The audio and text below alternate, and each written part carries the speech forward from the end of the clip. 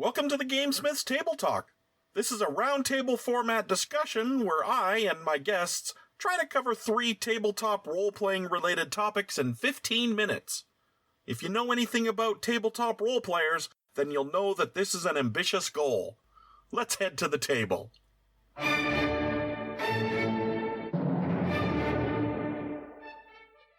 Welcome back to our Table Talk podcast. I'm your host, Clayton the GameSmith, and joining me are...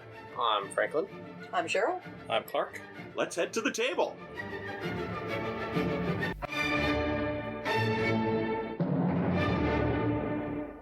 The views and opinions of the panel are their own and do not reflect the views and opinions of any other individual company or organization. This podcast has been known to be opinionated. You have been warned. Welcome back, and our new topic is going to be role-playing versus role-playing. That is ROLE versus ROLL playing.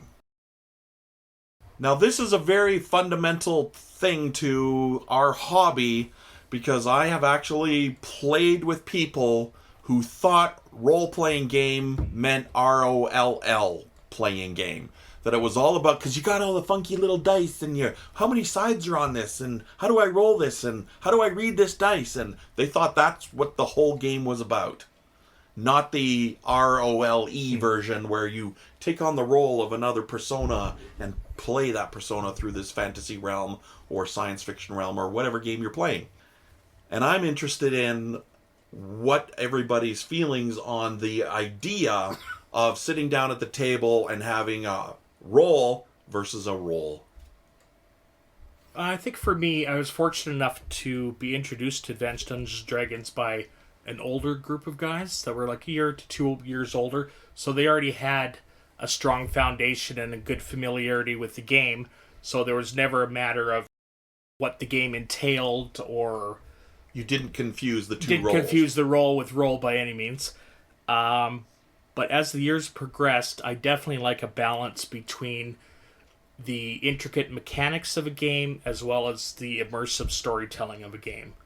I very much like practicing my role-playing skills by playing out scenarios and becoming part of that story in that world, as well as I enjoy making up complex, intricate characters where I want to see the positioning mechanics, the movement mechanics, the combat part. I want to try and pull different neat things, in a grid-based system. So for me, it's definitely a balance. You can't really have one without the other. Yeah. Well, I think we've talked. I think it was actually the topic of our very first episode of different play styles. How different people will sit in different places on a spectrum, from the most rigid, the most tactical, looking to Warhammer and tabletop war games, to things like Amber, which doesn't even have dice, on the other end of the spectrum. Everyone is going to have a sweet spot that they sit in.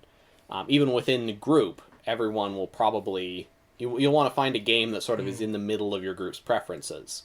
When you said no dice, I'm imagining Snakes and Ladder where you're spinning a dial or something. No, Amber is like improv acting. Oh, Yeah. okay. It's you just talk about what happened, and then someone else talks about what happened, and there's no dice or mechanic. Oh, that's It's not even really a rule book per se.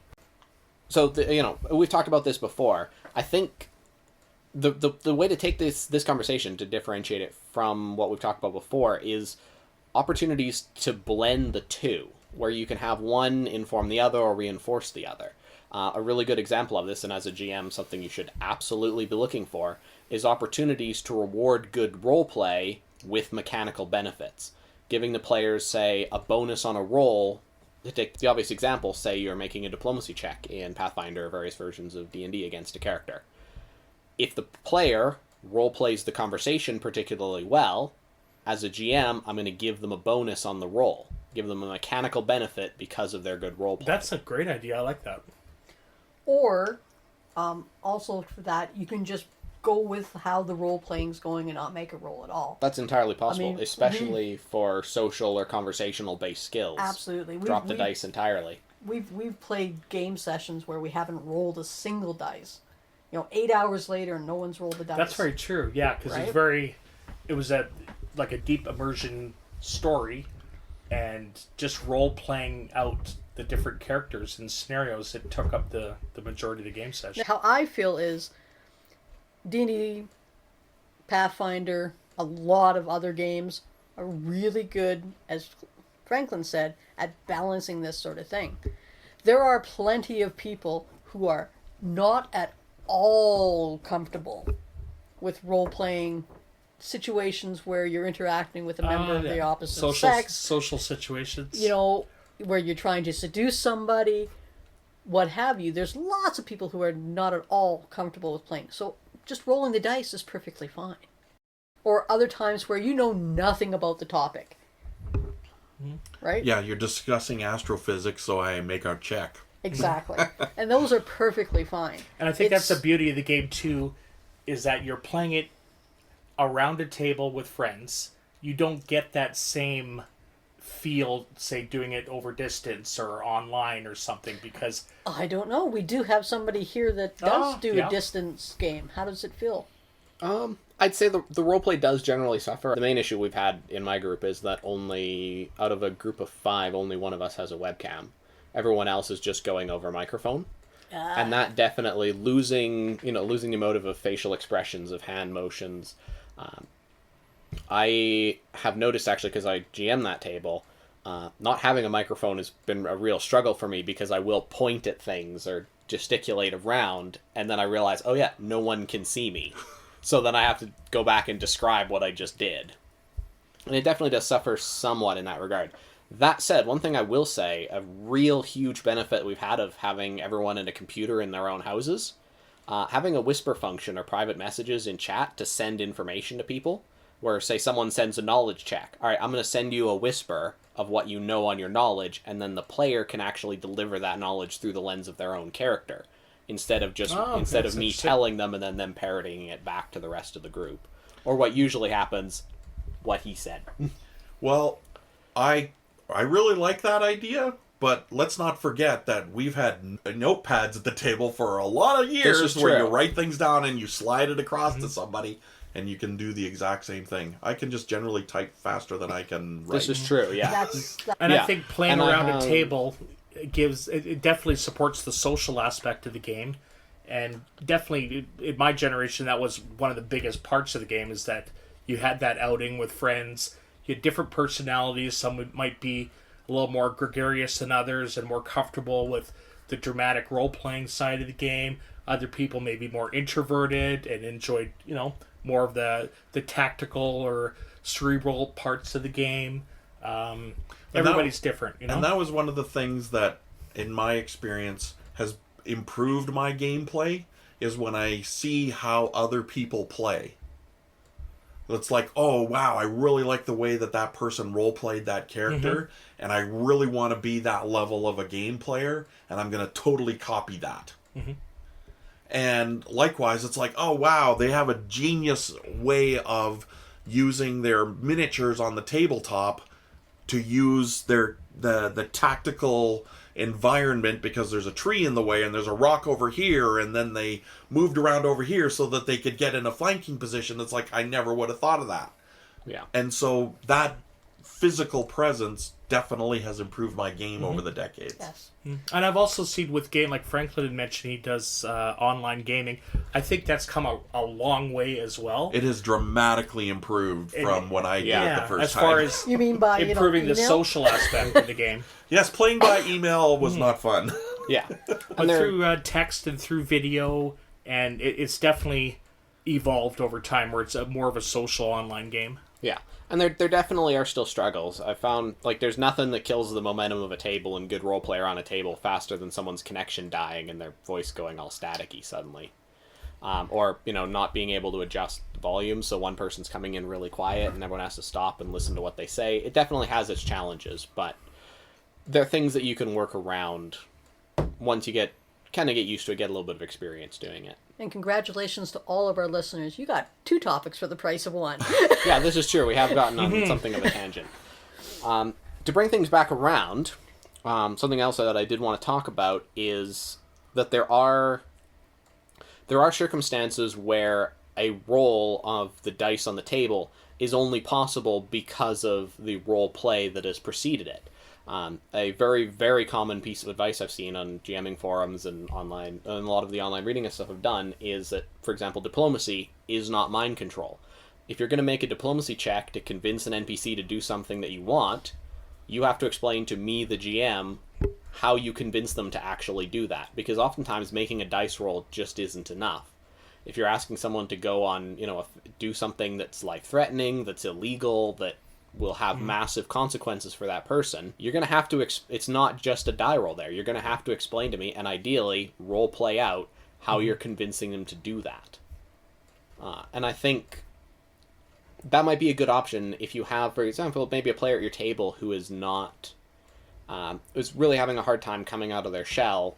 That sort of thing of tying mechanical benefits to, letting them do certain things with diplomacy, or, as I talked earlier, giving them bonuses in role-playing, that might be a good way to kind of help coax them out a little bit. Then, they see a more tangible reward for it's like, oh, well, I saw this person across the table receive this reward for acting and role-playing out that scenario, so I'm going to do that too, even if it's just a little bit. And then it's like in D&D they get advantage, or in Pathfinder they might get a circumstance bonus. Yes. So what do you guys generally find more rewarding? When you're rolling a lot at the table, or when you're role-playing a lot at the table? Is it a mix? Does it depend on what you're feeling that day? I think it's just a preference from day to day. I think both types of role-playing, with the dice and in playing a role, are engaging for different reasons. And I think you want to make sure you're filling both needs at the table. And different players, a lot of this sort of thing I liken to food, where you like one food for one reason, you like another food for another. And you can eat you can eat as many hamburgers as you want, but that's never going to make you not want cake. You'll get because sick of the it's same good for thing. a different reason. Yeah, So eventually. you want to make sure you're having a nice balance between the two. And where that balance is will be different for different people. I definitely agree with that. I can remember playing a couple game sessions in a row where it was deep immersion story. It was very involved, but we hadn't had a combat for a long time, and it was almost like you were craving. Let's get the dice on the table. Yeah, let's get the grid out. Let's get the monsters out. Let's get some combat in. And then other times where a game session was totally monopolized by a massive, long-running combat that didn't have a lot of the elements of role-playing, per se, and just feeling that was lacking as well. So it's definitely a balance thing. I don't think I would enjoy the game near as much if it was just one facet or the other. It's definitely the balance of the intricate combat and the thrill of seeing your character advance with feats and skills that have physical things that happen on the table, as well as the story which is arguably the most important facet of the game. Kind of swing the other side on what I was talking about earlier of fitting the dice into the roleplay. It can be really engaging as well to look for opportunities to fit the roleplay into the dice as well. Narrating, say, as a wizard, what does your spell look like? How do the effects happen? What is your method of spell casting? Maybe you're playing a monk and you go out of your way to describe your martial arts style and exactly what, so you make an unarmed attack against the guy. All right, are you tripping him? Are you grappling him? Is that an elbow strike? What does that actually look like? Can be interesting. Maybe don't spend too much time on it because it does tend to drag out combats, but the odd attack here and there can really add a lot of personality to a character. I agree. If you have a player that's describing how he's attacking, and as the administrator, you can use that as a guideline as for what's happened to the person, rather than just, he takes 5 more points of damage. And so, that sort of thing. I would say that I have had immense satisfaction with both sides. I mean, there are many, many stories I could tell about making that critical hit or the fumble. Getting that perfect dice roll when you need it. Yep, but also, I have plenty of stories about just role-playing. Where you're in that immersive point. I mean, the best compliment I ever got was we did this, it was 5 hours of real time, when we're role-playing the court case, I guess you would say, about this NPC that had done something terrible in our settlement, and we were having a court case about it. We did 5 hours of that, and I was role-playing. My character was a farmer from a very misogynistic. So he came from that background where the men is everything. Women are very much third, fourth class citizens.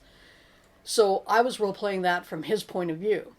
And at the end of it, one of our other players turned to our GM and is like, how can she think that way?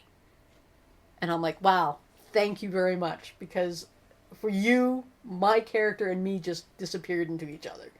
Yeah. Right? I do not think those things. Right. But you very much were into it. So to have those two together, you can have both very, very good role and the rolling of it. And as I said, both are needed. Mm-hmm. I have played Amber. And let me tell you, you don't play it for very long. Because there is no structure, there's no... Yeah, it seems very vague. It all depends on the group of people you play it with. Yeah, well, this is the thing. I Right. know people who would play it. In my other group, I know people who would be all over Amber because, they're in local theater and that's their thing. That's what they do. Well, I would like to just point out for that from my perspective that the ROLE, the role that you play, to me is the beginning, the middle, and the end. And the dice are just the mechanism to move the story along when you want to get through things quick. When you don't want to be the one, when you want to tell a story cinematically. That's why I like to do the combats long and drawn out the way that we do, so it feels like when you think about it in a compressed kung fu movie time, that it's like, wow, that was an amazing combat, because we went through every motion about how we were moving and how strategy and tactics came into play. And so the ROLL playing makes a difference for me there. But it would absolutely have no meaning to me without the playing of the role. You might as well be Very playing much Monopoly. agree. I might as well be Yeah. playing Monopoly. That I love disappearing into the characters that I'm playing. I love playing people that I will never be. I love playing women because I'll never be a woman. I love playing... It's a fantasy game. Yeah, I like playing other races. I like playing monsters. I like playing the super big bad who has this really twisted agenda. I like... The whole point of the role-playing game, for me, is to inhabit all of those roles. Which is Absolutely. why I absolutely love GMing so much, because then I get to be all those things and not just one or two Right. players or characters at the table. And for me, I think it's an equal amount of enjoyment whether I'm trying to optimize a character or put certain mechanics into my character that I like to see played out Right. on the table, as well as creating a full history and background and fleshing out a character thematically for the story and the role-playing aspects. So it's definitely a balance of the two. Well, I can see by our clock that we have once again covered 3 topics in 15 minutes. Maybe next time we'll get through those 3 topics, folks. Until the next time. We'll see you at the table.